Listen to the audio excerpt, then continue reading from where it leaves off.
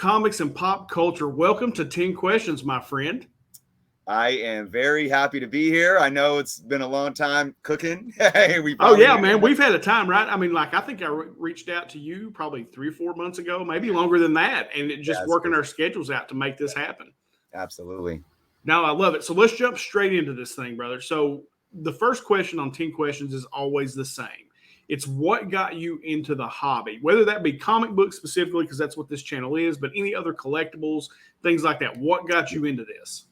You know, it's I have a decent memory of my younger years, and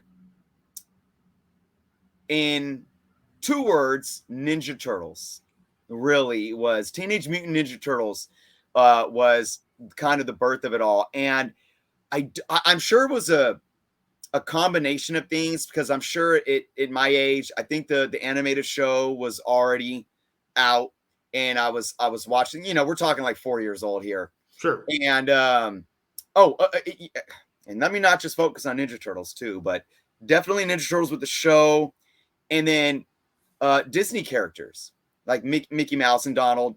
And I used to draw, or I am an artist, and at that early age, 3 to 4 years old, is when I remember for the first time looking at images and trying to draw. And the earliest memory of owning a comic book, or, actually owning a comic book that was mine, was a Teenage Mutant Ninja Turtles. It was a Random House collection of the first Archie series, which was a 3-book series. I believe it came out in 86. And there were individual issues produced by Archie. And then there was the 3-book. It was a square bound, it wasn't a trade paperback, but it was like a square bound floppy that had all 3 issues in them, and it was sold with a cassette tape. And I remember being in the Alpha Beta liquor store and seeing it on the rack, and I was sitting in the cart, and I told my mom or whatever that, oh, look at that. I don't remember the exact details, but I remember taking that home. And from that Teenage Mutant Ninja Turtle book is when I really and I still own it. That's the amazing thing. I still have that copy all beat up.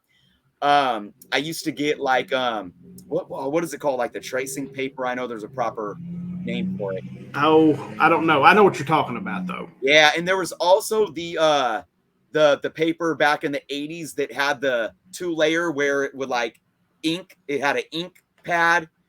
And so because it would copy, I don't know if they use that for writing note tenders or something like that. And I would put those on the book and trace them and try to copy them. And then I remember my mom was a big Mickey Mouse fan, and I remember having Mickey Mouse comics around the same time too that I would draw from. So that was those are my earliest memories of it all. So was your mom a collector as well? Did anybody else in your family collect? For comic books? No. Anything really. Yeah, my mom, yeah, she has a whole doll case of Mickey Mouse stuff, which is really cool. But I did have an older brother that was into comics, but I don't really remember him collecting comics and then me getting my first comic. But I do remember once I was 6, 7 years old, that's when I remember my brother and his friends, they were collecting X-Men and stuff like that, and Spider-Man. And that's what kind of where I got into more of the Marvel stuff and the DC stuff, and where it really took off. So I do got to give my brother and his older friends credit for that. But that was, a couple years later. Sure. No, I always find it interesting, kind of seeing where people's, where the interest began. And you can always tell how old somebody is, or at least in the range of how old they are, by what really sparked it for them. Like the Ninja Turtles for you. When I was growing up, I watched Star Wars. I remember going to the movie theater and watching Empire Strikes Back. So Star Wars, G.I. Joe, Transformers, He-Man, those things, that's what really sparked it for me, watching those cartoons. Like a lot of people, like you said, your brother watching the X-Men cartoon or even watching the Ninja Turtles. It's just interesting to talk to people and you kind of figure out, okay, yeah, this is their age range. And it's always something during that time frame that really sparked it for them. Now, for me, I had an uncle too. If anybody that watches this channel knows about my uncle, and that really kind of got me into it because he was into it. and he sold at flea markets and things like that. But I do want to ask you, so really what drew you to it was probably the art, really, as much as anything. It was just seeing the art. Yeah, absolutely. And that's why to this day, I collect, I collect runs. I'm a bit of a hoarder when it comes to my style. I care about the investment side of things, more long term, and I care about the art. I don't I'm not big on like spending money on variants, but I will buy a comic book cover just because the cover is amazing artwork. So that was definitely something that pulled me in. I mean, I've always been into the genre and the sci-fi genre, and just I have to mention, rest in peace, he passed last year, but I had an uncle as well that was like a big kid, and I remember around the same time, like when I was like 4 years old, the first time I remember watching Star Wars was at his house. We would go over there for dinner, and he had his little game room where he had the Commodore 64, and and he had a laser disc player, which were the coolest things to me at that age. I remember those. Yeah, absolutely. Yeah. And he popped in the first ever Star Wars movie that I remember watching was Return of the Jedi on Laserdisc from my uncle. So I got to give a big shout out to him for really, that was a big spark and influence that brought me into the whole, this whole hobby of pop culture and comic books as well. No, that's awesome, man. So do you read a lot, or do you primarily just collect?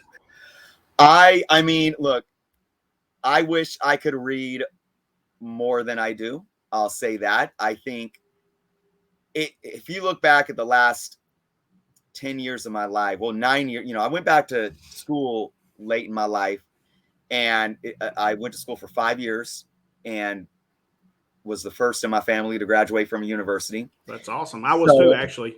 Oh, nice. Awesome. Yeah. So I remember then I was still collecting, and I couldn't get a read in at all because I was reading massive textbooks and writing, thesis papers like until 3 a.m. every night and into the weekend. So, and even now, I'm an educator. I work as an educator as well as doing my YouTube channel almost 7 days. Well, 7 days a week. Even if I'm not producing a video 7 days a week, you're working. Yeah, I'm working, and then, I got into selling comics as well. So I want to read more than I do, but it's just because of time. It's not because I'm not into it. I just want to collect for the art and all that. No, I love the stories, and I always have a box of, which is my to read, but it's crazy because I've had stuff that's been in that box for multiple years that I started to do. And then there's other stuff that keeps releasing that I keep reading that takes precedent, or, that takes over something else, like Amazing Spider-Man. I'm on the current run, issue 2, and I haven't enjoyed reading what I've been reading in Spider-Man for years now. I'm like, what is this? But I keep reading it because I'm such a huge Spider-Man fan. So yeah, I feel you. No, I'm the same way. Like there are certain titles that I read now I read a lot. Like I read a lot. Just fiction, nonfiction, comic books. Like I have always been a reader. But I'm the same way in the sense that like Spider-Man's one of those. I'm a big Superman fan. I love Superman. I read it every time the issue drops. Like there are certain characters that no matter what, I'm reading those, and then I generally go to the indies after that and I read those. So yeah, no, it sounds very, very similar. All right, so let's go to question 2 here. And I know you're a run collector, but I was interested to know for you, like, what do you believe to be the greatest era of comics and why? See, you got a tough cookie here today on your show, because I often truly believe that the way my mind works, questions sometimes aren't easily answered. Sure. White, so there's definitely a layered realm of things when answering this question, because you got to look at all the different factors and variables of comic books, and that's what makes comic books so amazing. There's so many different aspects to them. There's so many different ways that we can collect. There's so many different ways that we can enjoy comic books. So you can answer it to say, well, you got to say the golden age that dawned the superhero, because without it, there wouldn't be any of this, you know. But then you got to say the Silver Age, because that's what made it what it is. And Stan Lee, you know, okay, we could give credit to Superman for being the first ever superhero, and Batman is probably surpassed any other DC character in terms of, you know, that iconic character, at least for DC. But obviously Stan Lee revitalized the industry, brought it down to earth in a way that created such a legendary slate of characters that, and I've said this before at times, like on my channel and shows, it's crazy for anybody born after 1963 or you know, a couple years before, because they don't remember anything before. Well, excuse me, 1961, really, with the birth of Fantastic Four and with the birth of the Marvel age. But then, you know, what Spider-Man did coming in 62, really. Like, can you imagine a world without these characters? It's like, No. they are so ingrained in life, in our reality, and how we perceive the reality around us. And it's like they were here forever. So you can obviously say the Silver Age for these reasons. But when you talk about storytelling and revolutionizing both art and this fictional way of telling stories that comic books have brought, you look at the Bronze Age, and you look at even what Jerry Conway did to such an iconic character like Spider-Man with the death of Gwen Stacy storyline, what Frank Miller did coming in with you know, with what he did with Daredevil and later Wolverine, and then of course what Danny O'Neill did with Neil Adams, and just these artists that, you know, and you got these building blocks, because how can you talk about Neil Adams without talking about Jack Kirby? How can you talk about Todd McFarlane going in, and then you go into that age in the 80s and 90s, and so there's so many factors in all these eras that if anybody was to answer either of those, they wouldn't be wrong. Sure. For me though, it's as much as I, you know, growing up in the 80s and the early 90s and loving everything about comics in that era, I have to allow my answer to be the Silver Age. I mean, you really had, I think the Silver Age and what Stan Lee did in the Silver Age is basically what Michael Jordan did with basketball. I think that's a great analogy. Yep. You had Wilt, you had Larry, you had Magic, you had all these greats that built the game. Dr. J. Absolutely. But then you had MJ come in and say, watch, I learned from all of you, but watch what I do to it. But then everything after that is a product of MJ or the game that he made. Look at even Kobe, you know, so like, you know, Kobe's the Todd McFarlane to MJ being Jack Kirby, so to say. Another example, if you want to use music or hip hop, I would use Tupac. Because you can look at Tupac was influenced by, you know, the originators like Rakim and Melly Mel and KRS-One and Big Daddy Kane. But he said, I'm going to take what you guys did and I'm going to flip it and evolve it. And then if you look at everyone after him, from really good artists like today's Kendrick Lamar, who is one of the top selling rappers right now. I mean, he's great lyricist, heavily influenced by Tupac, to like the whole thug image, which isn't necessarily a product, you know, what Tupac was trying to push, but all these young thugs and young Jeezys and all that have came over the last 20 years took so much of the flow, the image, everything that Tupac was doing. You got to look at the Silver Age of comics and say that. And it's going to be really hard, as much as we can look at the 80s and what Todd did and what Jim Lee did. And we can look at what's going on right now, whether it's talking about storytelling or the art or everything, you know, connected. It's really hard to imagine an era that'll supersede the Silver Age without us recognizing that it's merely a product of that Silver Age and what came before it. Phenomenal answer. I loved everything about that answer. And I really agree. You know, and I love the analogy with MJ. I love the Tupac analogy. Like I love all that. And you can tell that you're in education. in the way that you described that. So that was fantastic, man. I love that answer. All right, so let's get into question 3. Now, you buy some collections, right? Yep. It's been I bought my first little collection a little over a year ago now, but I just recently started selling online about 7 months ago. Okay, so the reason I asked that question is I think a lot of people, even like myself, who left the hobby and now I'm back in it. And, I got back in it because my kids were getting older and they didn't want to talk to me anymore. It was no longer cool. I needed something to do. And so I got back into comic books. And then it spawned this YouTube thing, which has turned into, and it has been bred into me from my uncle that you fund your hobby by selling stuff. That's what he did. And I was raised around that. Mm-hmm. So for somebody like me who is considering buying collections, are there any tips that you could give, like things that you've learned in the short period of time that you've been doing it, that might help somebody like me that's interested in maybe getting into it?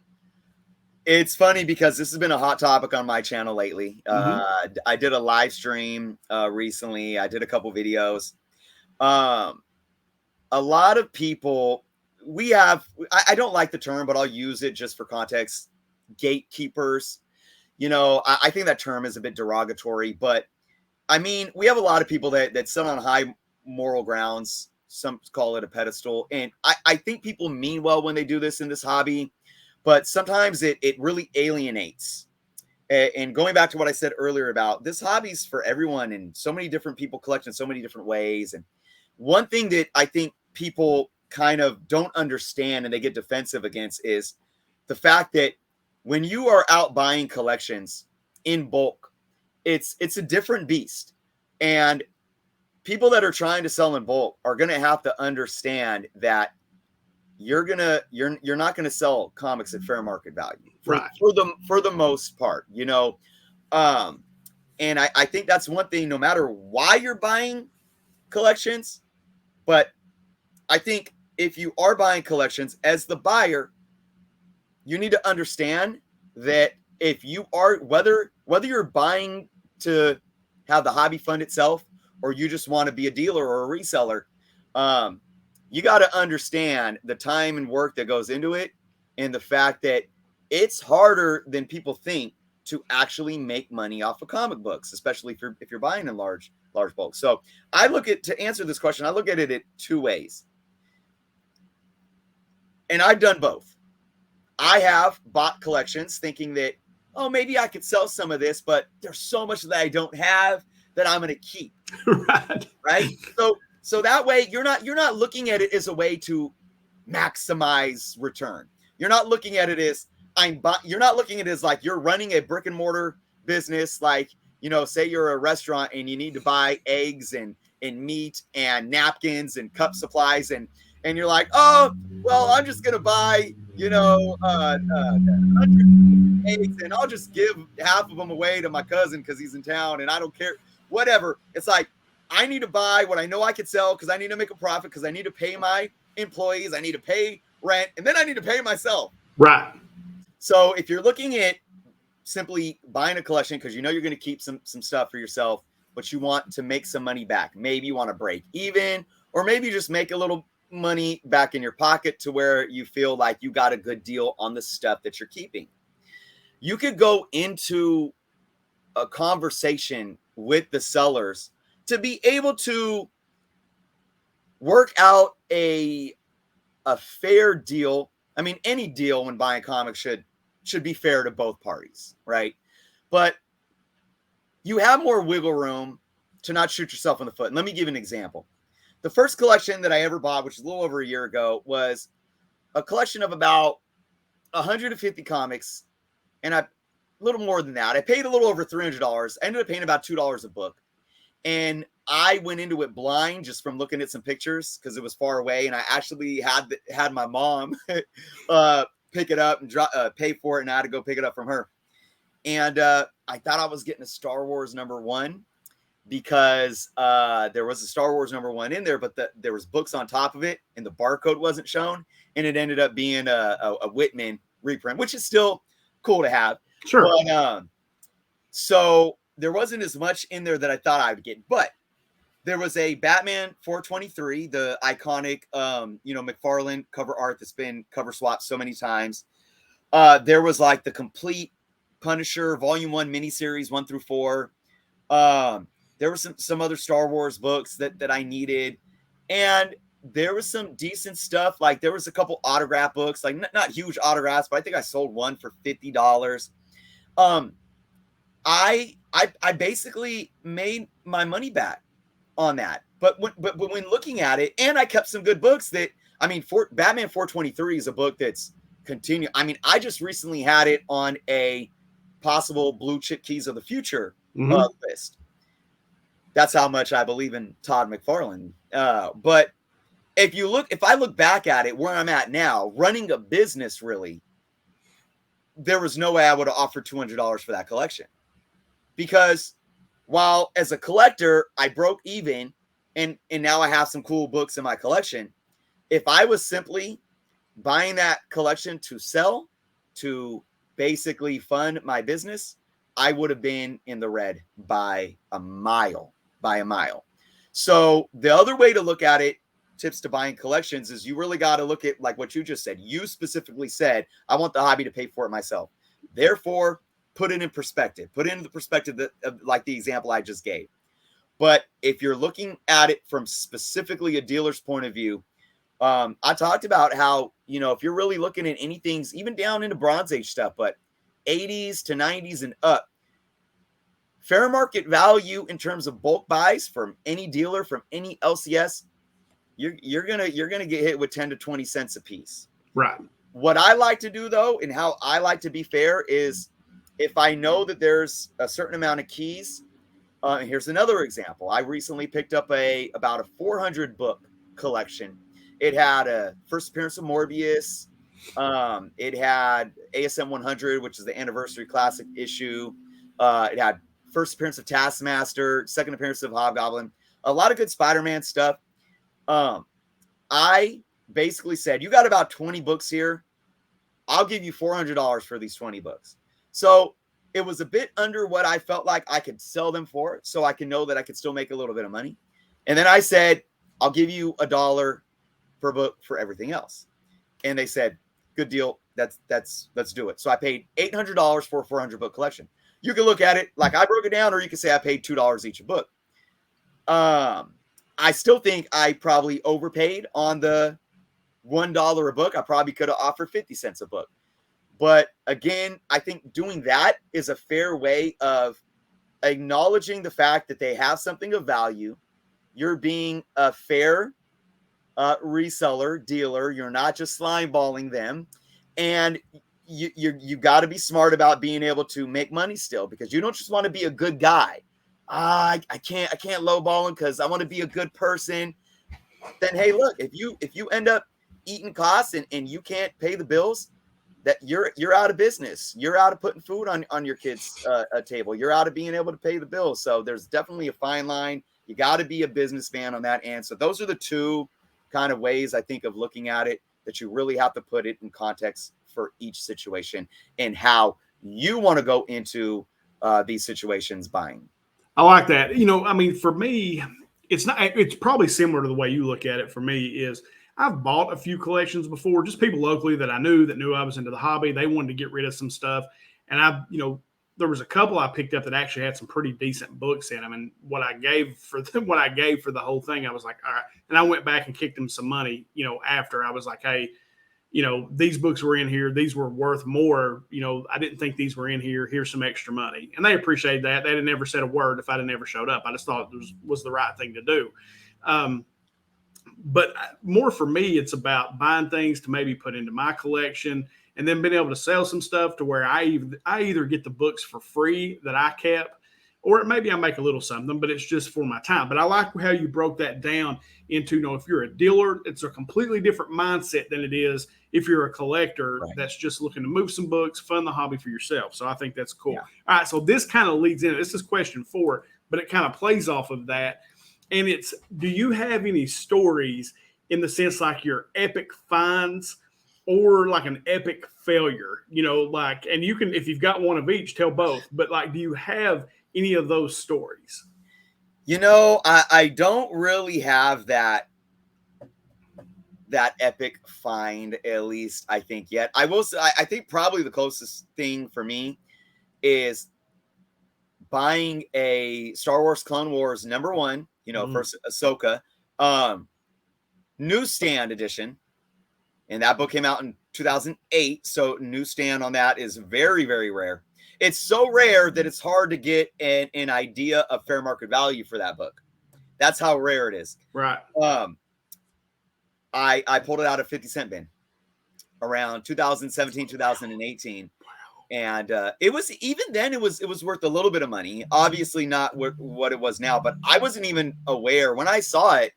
I wasn't even aware about what it was worth then until like 2019, when I think probably in high grade it was worth a few $100. But then of course leading into 2000, because we got the final season of the Clone Wars, and then with the Mandalorian, the announcement of the Ahsoka show, that obviously pushed it up. So that was probably my most solid find. But in terms of epic failures, man, I mean, I had, and I made a video on I almost was a victim of a bait and switch, but that's not an epic failure because I knew what I was doing, and I ended up using that situation as a learning tool, and I made a video about it saying, guys, it's look, buyers and sellers, beware. But I will say this. I think one of the biggest things that I've learned from in the hobby, and I'm going to call it a fail, but hey, we live and learn. When Rebirth happened, I went FOMO galore. Like I was going down to, I will say I was glad I supported this local shop of mine, Boys of Summer. They're west of me in this little town called Vacaville, just west of Sacramento. And the owner's a really good guy. Used to be mainly sports cards. Now he's more comic books.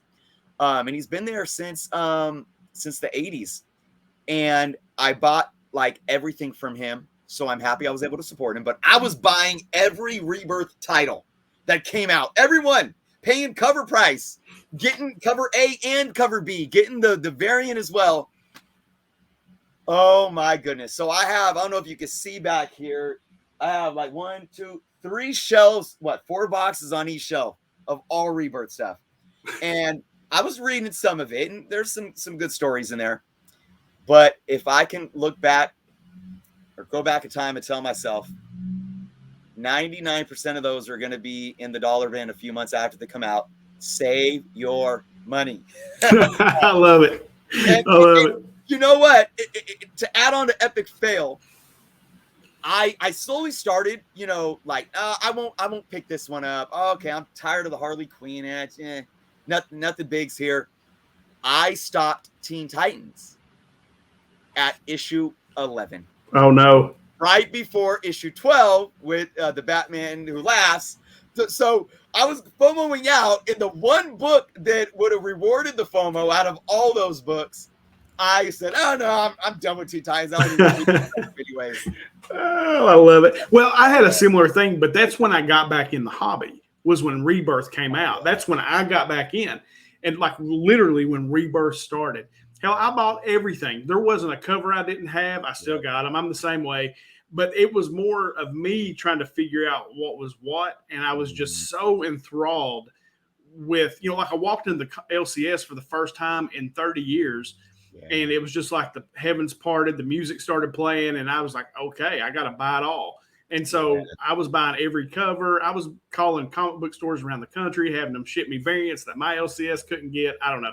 It was crazy, but it's funny that you say that. All right. So speaking of, like things going down in value, and I know you've been doing some content on this, and there has been a lot of talk about the comic book market crashing.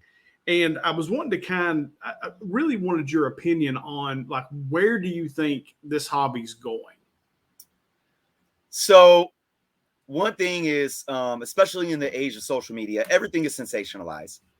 I mean, from sports to politics to comic books, everything is sensationalized. And it feeds us in a certain way that we end up kind of regurgitating stuff without even maybe consciously realizing it. Turns into this thing that I call groupthink that can be very dangerous. And I think we have these buzzwords in the hobby right now that are being used so often, and one of them is crash. Sure. Crash is a very big word to use when it comes to a market. Being someone that's educated in business and has obviously experience in running businesses, I don't use that term lightly, and simply I do not think the comic book market is going to crash as a whole. But I did a video about this recently too, about the one factor that we didn't necessarily see coming because it's not intrinsic to comic books, and that's the state of the economy. You know, when COVID happened and everyone was like, oh, all this money's coming in, I agree because not necessarily. I think people put a little bit too much on the stimulus checks, and I think more so is that people weren't going on vacations. People weren't going out to the movies. They weren't taking trips and spending money at Disneyland. They were bored. They weren't eating out. They were at home bored. So it's not, even those, it's not necessarily the fact that there was more money brought in to the economy. It's the fact that there was more money that wasn't being spent elsewhere. But, you do got to take into consideration that there was more so than stimulus checks. I think those bonus unemployment payments were huge, because I was laid off of I was a sports director at a school I was laid off of, and I qualified for unemployment, and I was getting those bonus checks, and I was getting more money than I was working the job. So it was crazy. And but we understood that there was a lot more money into this hobby. But you got to also look at the fact that in 2019, pre-COVID, the hobby was booming. You had the primary market booming, which you can look at different indicators of that. There's, it's not as black and white as it seems, because it's based on LCSs and how much they order. That's how they say, if the $1 billion, how much of that $1.2 billion inventory is now sitting in the back issue bins of LCSs. But if you actually follow the trend of keys and blue chip keys on the secondary market, a lot of books boomed between 2018 to 2019 as well. So that's indicative of a very healthy market pre-COVID. We get back to some type of normalcy. People start going back to work, spending money on gas again, going on vacations, going out to eat. You get that dip.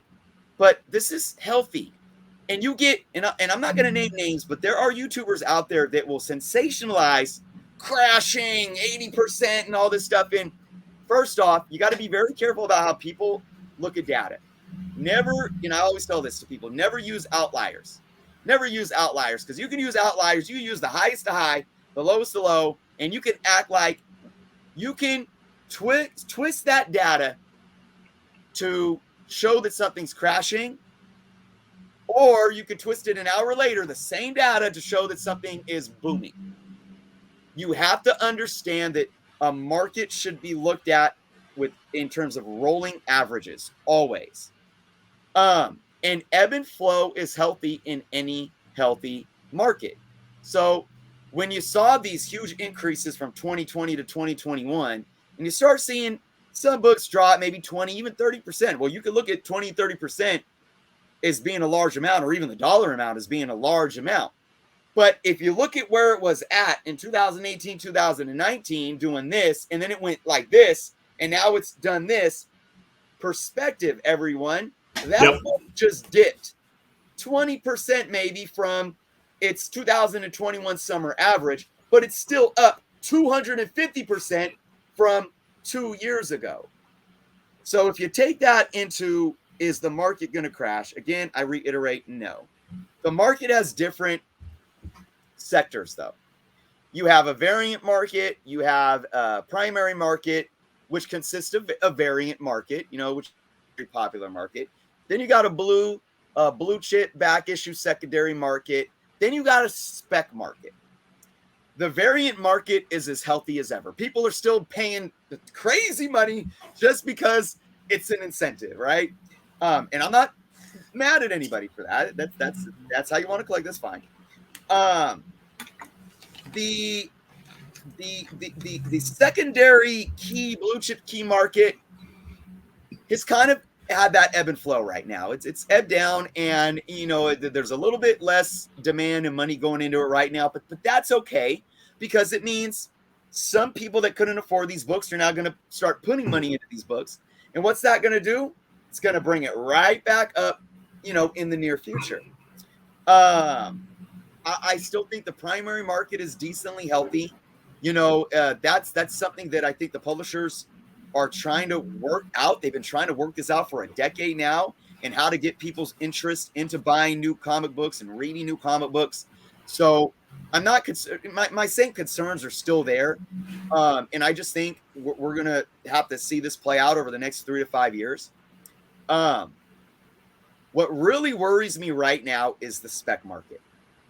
And while I'm not, again, mad necessarily at the spec market, I don't want to generalize it, I do feel that it's a bit out of control. Because while I was brought back into comics by seeing Tobey Maguire's Spider-Man, and I was like, I need to go buy more Spider-Man comics. I was just getting back into comics myself after being away for a while as a teenager. When I knew that the Infinity Saga was happening, when we saw Thanos at the end of the first Avengers, I'm like, oh my gosh, and now I have 2 copies of Infinity Gauntlet, the whole set. I understand how these films and these properties pull us back into comics. But I almost feel right now that it's not even about that anymore. It's simply emotional, because we think that we're going to make money or get rich or profit off of every little thing. So when somebody's right pinky shows up, or we even have a rumor, or like, oh, there's a right pinky in the back of that trailer at 34 seconds, freeze frame it. It's like, oh, now we got to go get so-and-so's left pinky's first appearance. And then a book that nobody cared about. It's been in the dollar bins for years. Not to say the dollar bin books can't ever catch value. And if you look at online sales, you saw maybe 1 or 2 sell every month for $1.70, $2.10. And now people are literally paying $25, $35 for that book. It's a bit crazy, and it's not sustainable. And I won't go into too much details, because that's a whole conversation in itself. But I do worry too about the state of the economy. That's an an external factor. Because I'm paying almost $7 a gallon of gas where I'm at in California. That means I'm buying less comic books. That's right. So it's not indicative of the fact that anybody's burnt out on comics, or supply and demand is necessarily inherently dropping, like the demand is dropping. It's simply because we want to keep buying these books, but you have other factors that's taking away our exposable income. That's kind of coming into play here. But overall, although I think we're headed in a bit scary times, and a lot of people are going to have to conserve their money over this next year or so, and who knows how much longer after that, I think overall the hobby is going to continue to bring new people in, young and old. And I think even with the ebb and flows and the dips and the concerns, in the next few years, we're going to be looking back and saying, man, well, we survived a crazy COVID era, post-COVID era, and here we are still enjoying the hobby that we love.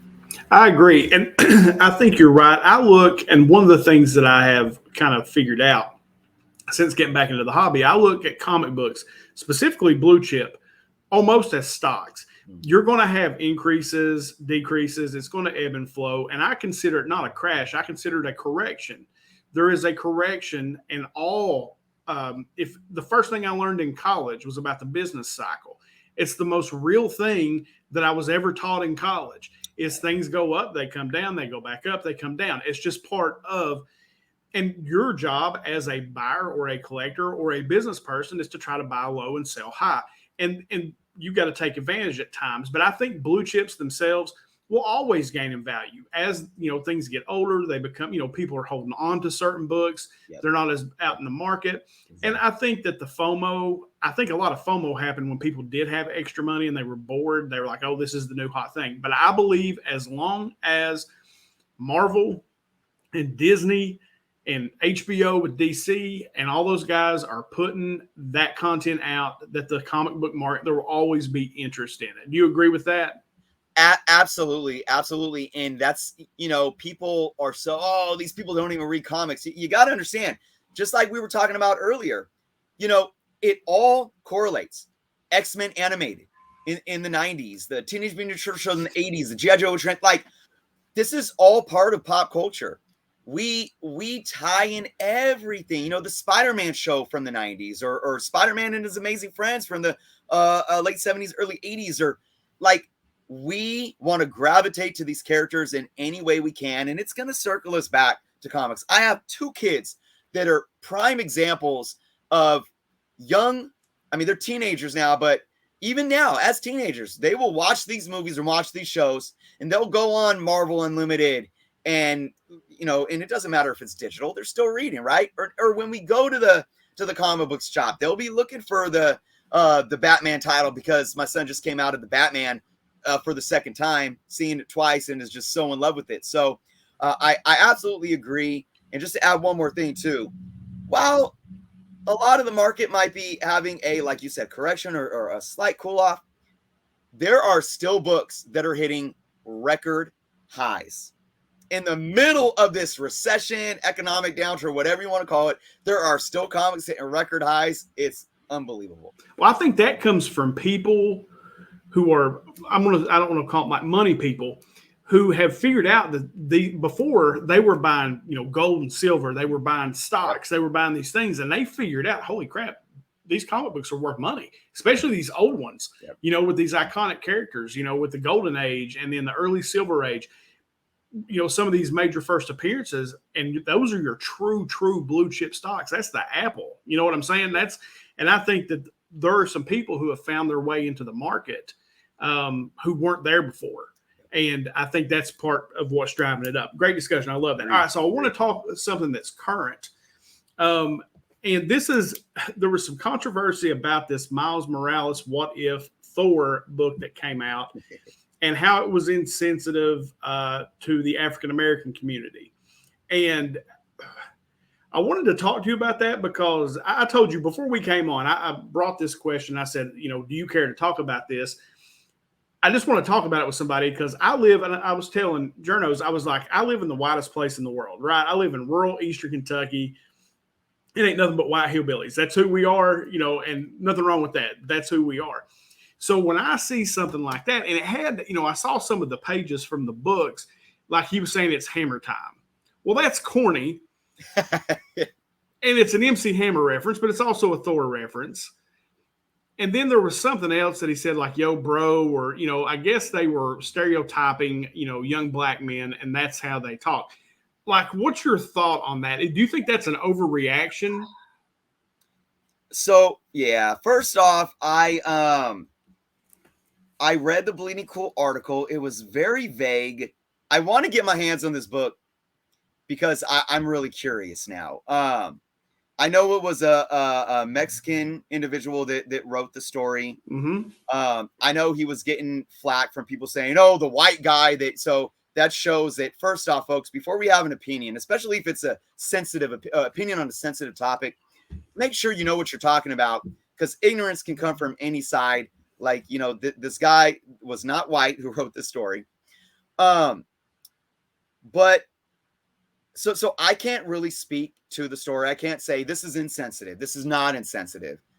But what I can say is I think questioning it is valid. I think looking at this and saying, is this insensitive, is valid, because, and I think this is where everyone needs to put down the politics, put down like just the sensationalized. Remember I said earlier about how everything can be sensationalized these days, and that allows us to kind of get in these feelings, and we get really reactionary, and we forget how to have a conversation, and we just get so built on these emotions based on whatever rhetoric let's put all that aside and just try to see each other as human beings, as different individuals that have walked in different shoes. Like you just said, you know, you live in Kentucky. It is what it is there. I live in California. I grew up in the Bay Area, born in Oakland, grew up in Richmond. I grew up around all different races and experienced that growing up. My wife is Black. My children are mixed. So when we talk about the Black experience in America, it is one that is, you know, in many ways much different than a white person's experience. But it's not just about race either. You know, your experience, we just said it, your experience as a white male in Kentucky is different than a white male's experience in California or whatever. You know, there's race, there's class, there's religion, there's different things that we go through in life. I think that there's a fine line in trying to identify with these cultural differences where you're doing it in a productive manner or where you're doing it in a counterproductive manner. And we go back to the cliche saying, the age-old saying, the road to hell is paved with good intentions. Right. So maybe this individual who is Mexican, and remember, Miles Morales is not just Black, a African-American or a Black man or a young Black man. He is Latino as well, because he's half Puerto Rican. So maybe some of this was tone deaf. Maybe you're trying to tend to an audience. I mean, like, look at and I don't want to get too deep into this, but I wrote an article years ago now, just randomly one night, called The Commodification of Hip-Hop. And I talked about how they took this art, you know, first off, if you go back in the history in the 80s, when hip-hop came about, it was very culturally aware. You know, even NWA, as foul as some of their lyrics were and whatnot, they were express yourself. They were talking about, you know, building up the Black community, doing positive, stop the violence, all that stuff. You had politicians and a lot of people, you know, top people in the limelight in this country, scared of what is this music? You know, Dan Quayle came out and said Tupac has no place in this society. Ban their records, take them off the shelves. But then you get into the 90s, especially into the late 90s, after Tupac had passed and Biggie had passed, and it started turning into this commodity that everybody wanted. Now everybody wants rap music and hip hop to sell their product. So now you have cereal ads, you know, Honey Smacks, and we're rapping, you know, and then they're rapping in the commercial and they're like, you know, it's everywhere. So I look at a lot of that and I'm like, you know, you got your, you know, maybe it's white kids in the video rapping and whatever. And it's not that white kids from the suburbs of California or, you know, the, like you said, the, maybe the backwoods of a middle America state. It doesn't mean that they can't like hip hop and that they can't, you know, get into that. But why are you doing it and what is your purpose? So I think that's where it can be tone deaf. So for this specific situation, when you're actually using a Black, Latino, obviously we perceive Miles to be Black because of the color of his skin. So could it be insensitive? Maybe. I need to read the story. Could it be tone deaf? Maybe. A couple of the little, like you said, the little taglines that they're trying to use to be whatever. It's like, not only is it corny, but I don't know. But I want to encourage anyone who thinks that this was bad. I want to encourage you all to don't jump to conclusions and pick up the pitchforks. Don't just pick up the pitchforks and scream racism and scream, you know, get this guy fired. You know, this is white race, like, because again, the guy's not white. Right. So, but again, you don't need to be white in order to be tone deaf to race and those cultural kind of stereotypes. So let's not react on emotion. Let's be able to have the conversation, and maybe this can be a learning experience that we all can learn from, because it's not about being sensitive. Because I will say this, kind of my final point here. We can't be so sensitive to where we're offended by everything. Right. Because if we are, it gives us the ability to, first off, always play victim. And that's not always good. But in a world where legislation and lawmakers and special interests, no matter what party you vote for or what you believe in, like they're trying to sell our votes or buy our votes. And when we give them too much power, and we think it's for one reason, we think that we're giving them the power of you know, what am I trying to say? Like we don't want offensive behavior to be a cultural norm. And if we start allowing legislation to come in and censoring things, that might backfire on us. Anybody read Fahrenheit 451 or Yes, sir. 1984 and all this stuff? Right. So, but what we do want to do is we want to get rid of old, outdated cultural norms where we say, oh, a woman's place is only in a kitchen.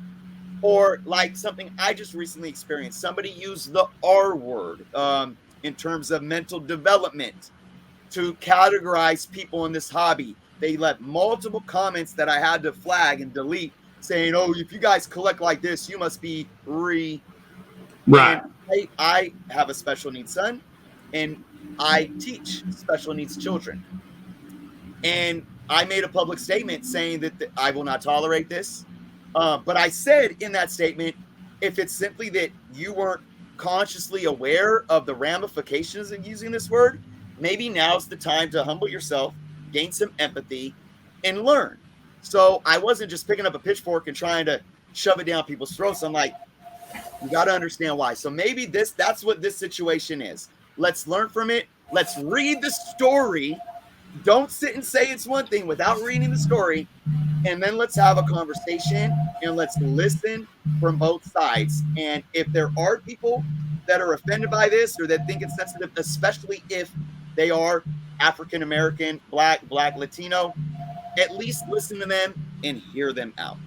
Yeah, no, I think that's a great answer. And that, everything today is so politicized, and a lot of that has to do with social media. That's where I saw the article. That's where I saw that. And then I looked at it and I was like, well, okay. I mean, it sounds really corny, but I have the book. I haven't read it yet.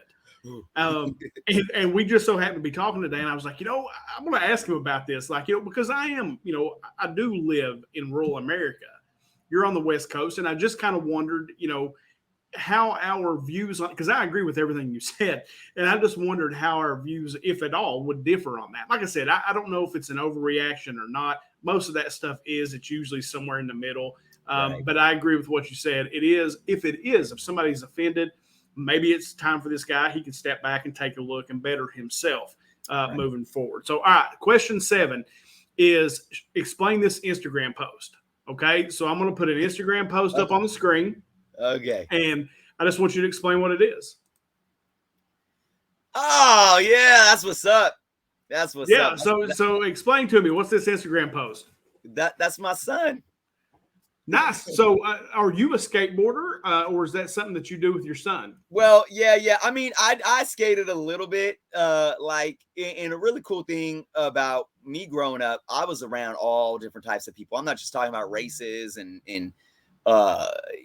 people from different walks of life, but there were all different types of people. And I actually had a peer that unfortunately he was murdered. Rest his soul, rest in peace, Michael Bradley.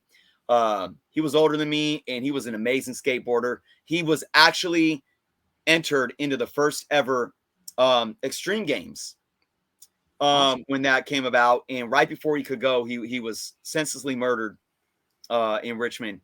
And so I was never really good. I would never consider myself a skateboarder, but I was around certain individuals that allow me to appreciate it, and my son. So it wasn't really me that really, I think, got him into it.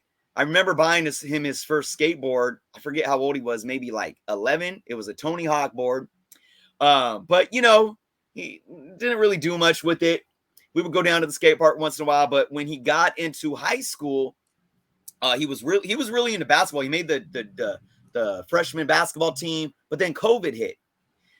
And he kind of got out of basketball and just started riding his skateboard. It wasn't much to do, and he just started riding his skateboard around town. That was one thing he could do. And now he's got other friends that skateboard, and that's what he does, like every single day.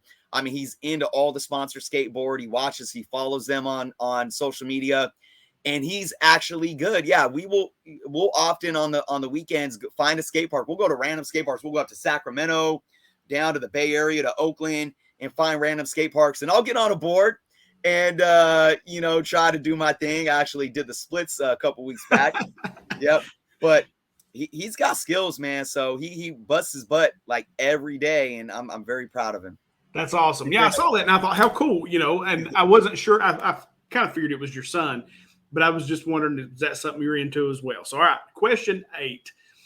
And this is about YouTube and the YouTube experience. All right, so 8 and 9 are going to kind of be about the YouTube experience. So how long have you been doing YouTube now? Like, how long have you been on the platform? Well, so I created my channel in 2016, and I did so because my kids were like watching Minecraft YouTube at that time, and they're like, make a video showing off your comics. So I was like, okay.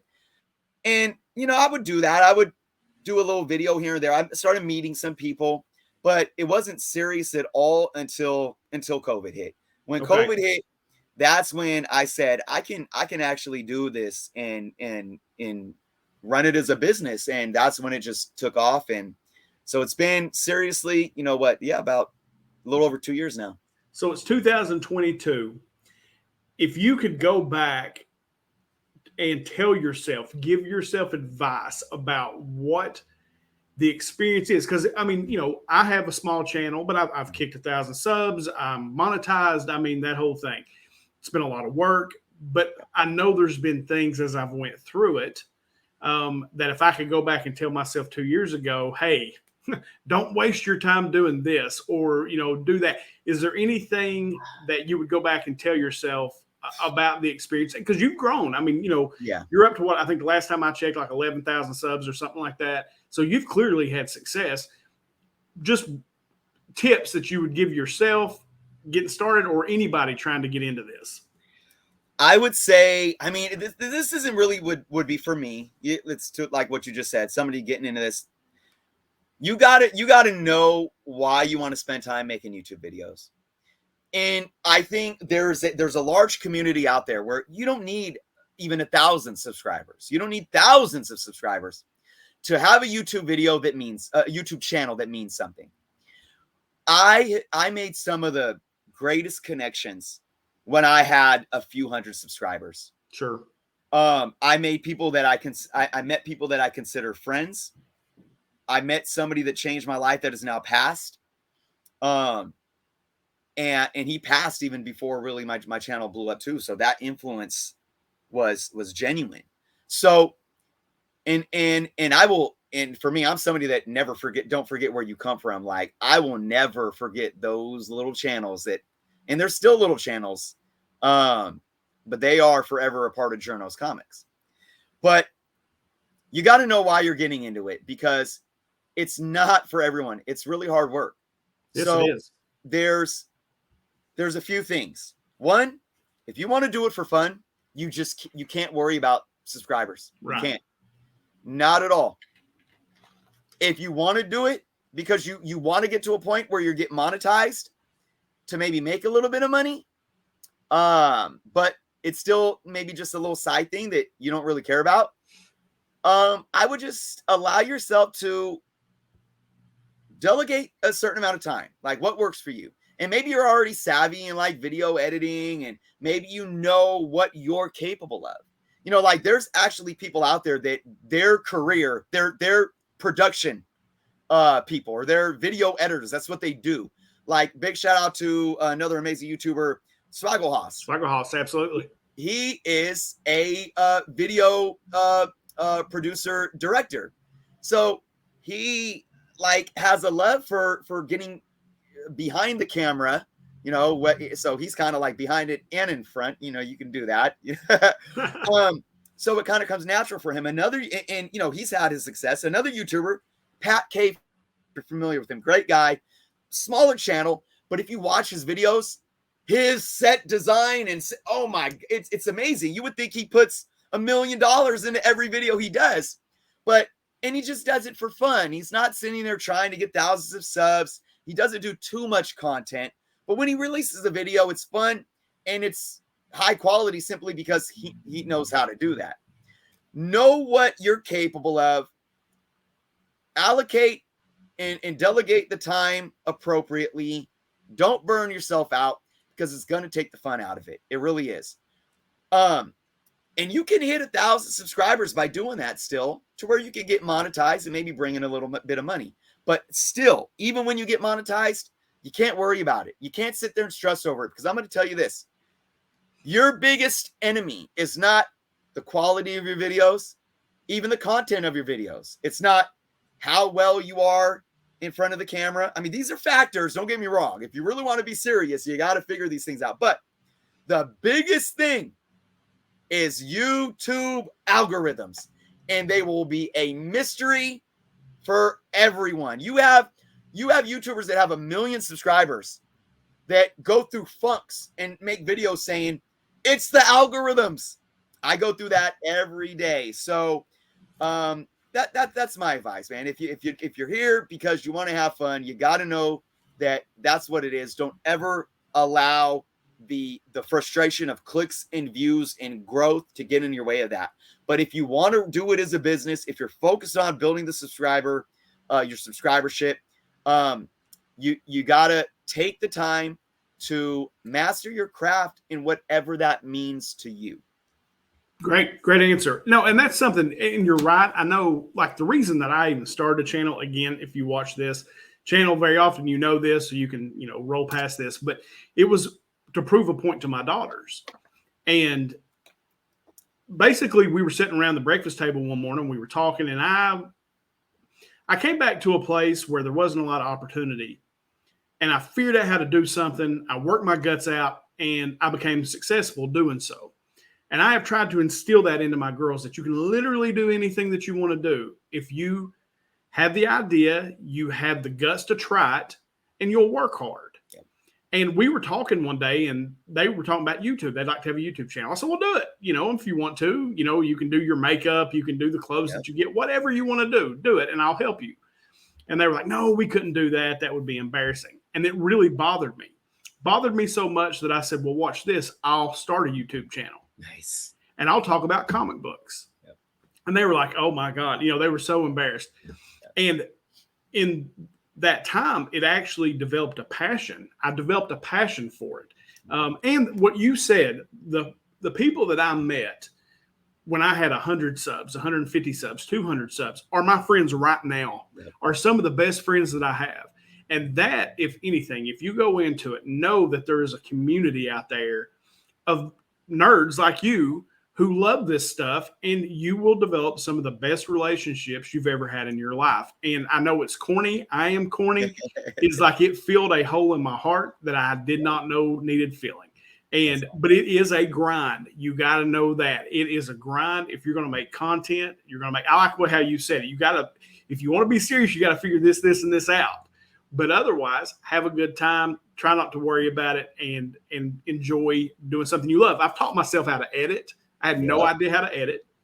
I've taught myself all these things. And so it's been a good experience. All right. So this brings me to question 9. And for people who don't know, we mentioned it at the beginning, but Jerno and I have been trying to hook up and do this interview for months, right? And it wasn't that we didn't want to do it. It was just schedule-wise. We had it scheduled one day, and I ended up getting caught up something with work and couldn't get there. But something that I noticed about you, because every time that we would talk, you would say, hey, I got this, this, and this. And so my question is about time management and a YouTube channel. And you've talked a little bit about it already, but how you structure things, because you have a family, you have a job, but yet you're putting out quality content. Talk about your time management strategy and how important that is to what you do. Well, it's interesting because I still think I'm freaking fumbling and sometimes I could be a perfectionist, OCD. I mean, it goes back to like wanting to read more comics. It's like I need to set aside just 20 more minutes a day to read comics. It's like I still struggle with that. One thing is, and I actually getting a little personal here. I was actually diagnosed with PTSD back in 2015. From this stems a lot of anxiety. Mm-hmm. I have a lot of insomnia, and so those things really impact my ability to be in the moment and produce and do things. Oftentimes I'll be so overwhelmed by everything that I need to do, and I end up not getting anything done because you just get so overwhelmed. So it's very tough, but obviously, no matter how we structure ourselves and what we do, staying motivated, and appreciating what you do, no matter what that is my number one tip. Because I look at my job as an educator. It can be so draining and tiring. And I wake up bright and early every morning, take my kids to school, and then I go to the classroom. There are some days where I'm like, I do not even want to do this, but I got to remind myself, being in that classroom with those kids is like one of the most fulfilling things that I've ever done with my life. And it rewards me. And it actually, doing that actually allows me to come home. And I only work until noon most of my days. So then I do have some more time to come home and do YouTube and stuff. And I'm motivated for the most part. Like if you're going to a job and you're miserable and you got to go home and work another job, or think that you're going to do a YouTube and you're like burnt out or like about that job, like sure, it's going to knock you off of what else you want to accomplish. So I think one good thing about organizing your time is making sure that you are spending your time with something that's going to not only, seem productive on paper, but be productive mentally and emotionally within you. And for me, a lot of that is stepping away from one thing and doing another. So I break things apart. So like right now, I have videos to make, and that's always it's like, okay, it's right. Sometimes I'll film videos in advance, but sometimes like, oh my gosh, I don't even have a video for today yet. So I got videos to film. I got a Friday Night Live show to plan for. I got a comic book canon show on Sunday to plan for. I got a sale coming up on Tuesday. So I got to grade, price, maybe press and clean some books, add them into the Whatnot app. I'm off for summer right now for my educator job. So there's that. I got to take my kids to school. My son has to go to driving class. I got to cook dinner. I got to do all of these things are always on my plate every day. Now, while I wish I could make an actual list and knock it off every day, I don't even do that. But what I do is I know what I need to do, and I'll start doing something. And I'll know when I need to stop that and move to something else. So maybe I'm getting comic books ready for my next sale, and I've been doing that for an hour. There's a point in time where I say, if I keep doing this, I'm going to wear myself down. I'm going to feel burnt out, and I'm going to get pissed off and irritable. So, and it's going to seem like it's not fun, because for me, everything that I do is fun. When I go and I'm grading comics and I'm like, oh, X Factor number 71, first appearance of the new X Factor team. And I'm grading, I'm looking at it and I'm grading it very fine. You can't see it. It says very fine. I write it, put it in a nice fresh bag and board, and I set it aside. It's like the collector in me enjoys doing that, knowing that it's not mine in my collection, but I'm going through my Wonder Woman. But if I do it for too long, it's going to piss me off. It's going to jade me. So then I do it for an hour and I say, okay, now it's time for me to edit this video. So I think those are the big things for me. It's all about staying emotionally and mentally sane and optimistic. From there, it's about knowing too, if you want to be successful with what you're doing, you got to understand, like, I want to get my videos out by noon every day. So I do have to prioritize things. Prioritizing is very important too. then I think, again, and the last thing I'll speak on is, out of all of this, and what I've realized, because like I work almost every single day, I have to know when to fully step away. Sure. I have to know when to step away and when to say, today I'm packing the cooler, taking my kids, and we're going to the river, or we're going and or something like that, you know. And then, you know, I could prepare, I could plan ahead. I can already have a video that I have scheduled to release that day where I don't have to do anything. I don't have to think about YouTube or journos, and I'm just with my family and all that, because at the end of the day, those are the things that are most important. And I've learned how to navigate this over the last couple of years since doing this, and I'm still learning. Sure. No, and I think you will. I mean, I am very structured in that if I'm not, I won't get anything done. And everybody knows that. The people that work for me know this. Like, I get up at a certain time, I do this. At this time, I do this. At this time, I do this. And my entire day is built around a schedule. I mean, I don't make it. My secretary does. She runs my entire life. But if she doesn't, I won't get anything done. Like, I have checklists for my checklist. Like, right. I'm that guy. But because I'm not detailed by nature, that is not who I am. I am a let's get this done, move to the next thing guy. That's who I am. So I have to be able to slow myself down. And time management, it was just something, I don't know, when we were talking, I was like, this guy is managing his time, because my family is the most important thing to me. I care about nothing else. I mean, really, at the end of the day, I care about nothing else but my wife and my kids, and making sure that I'm present in their lives. And even all this other stuff that I do, you know, I run a business. I have a couple of businesses I run. I do YouTube. I read. I do all these things. But no matter what, I have a certain time of the day that my kids and my wife know if they want my attention. And you are very much like that, because that's what I was picking up through the messages we were putting back and forth. It's like, okay, it's family. That's number one. We're not doing anything, you know. And then it was family, job, YouTube content. And I just thought that would be an interesting question to ask you, just based on our interaction. All right. So sure. We've got a little bit long, and I want to get question 10 in here. And this is just a softball, but do you have any interest outside of, you know, comics and collectibles? I mean, pop culture, like sports or movies or anything like that you're really into? Yeah, I have, you guys can't see it, but these were hiding in my oldest son's closet forever, but I have thousands and thousands of baseball and football and sports basketball cards. Nice. So I collected sports cards growing up as well.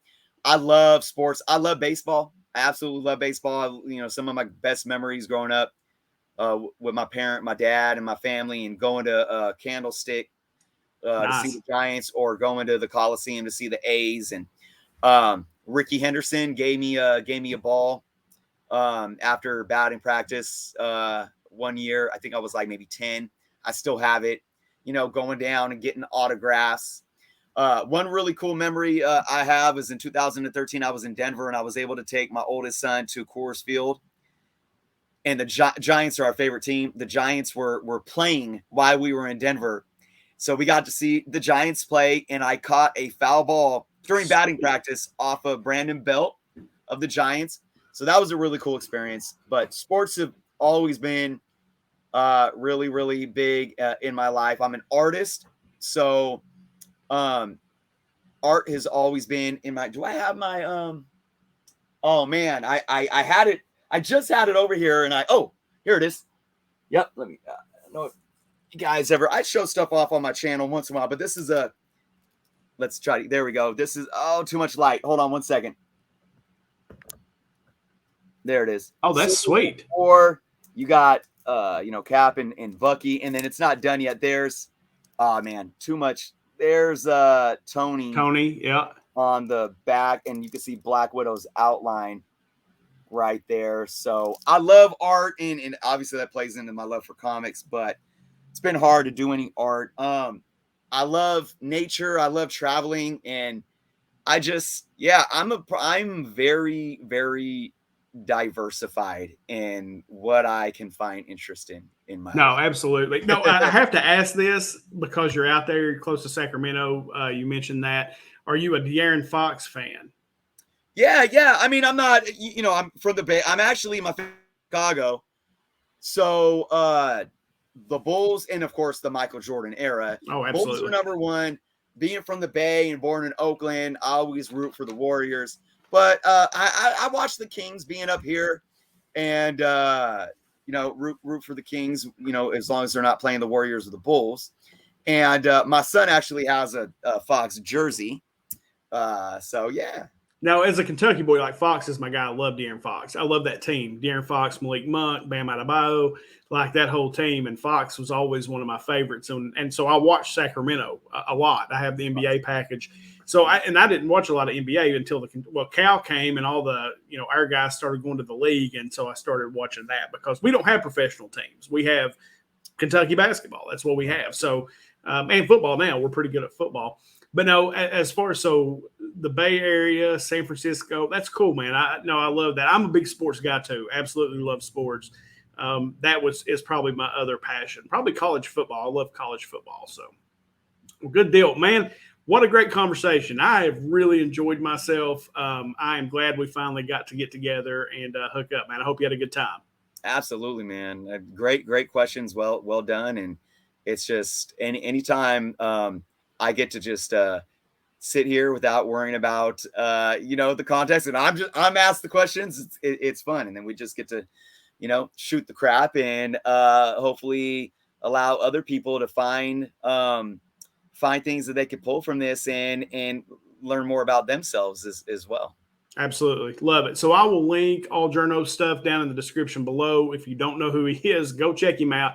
Has a phenomenal channel. A lot of good stuff on there. Some of my favorites are, what was the one? I think it was a Bronze Age. You were going through this Bronze Age thing, all these crazy books that you had put together, this crazy run. It's an older video. It's one of the ones where I kind of discovered your channel. Nice. So, but anyway, I'll link him down in the description below. Go check him out. Guys, thanks for hanging out with us today. This has been 10 Questions.